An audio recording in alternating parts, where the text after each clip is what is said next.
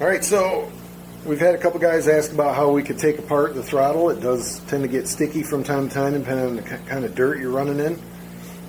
So it's pretty easy. Well, I've already taken out the 4 bolts here, clearly. This one I've put together improperly anyway. So we got to take this apart. So the top part's the sensor cap, and that basically just senses the magnet here. There's a magnet embedded into the shaft.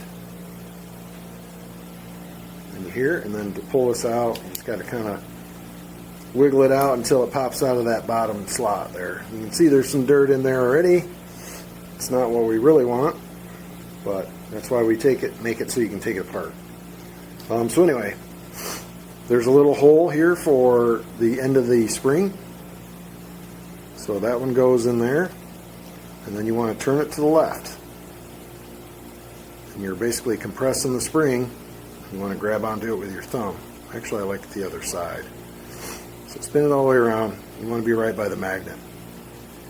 So there, you got your thumb like that. Now you can put the other end of that slot, or the other end of the spring, into the slot.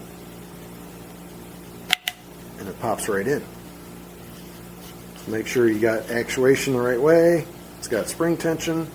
Then you can put that back on. Work it past the retaining ring without losing your spring load. Trust me, it does go on there.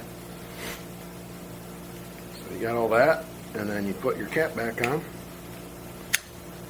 And then set your depth. You don't want it going all the way in because it'll bottom out at the end sometimes, but that'll really bind things up. So you want to pull it back to that retaining clip that's on the handlebar. Put in your 4 screws, and it should be snappy again. So that's pretty much how you clean out your throttle, or at least get access to clean it out. I didn't really show you cleaning, but that's how you put it back together and have it work.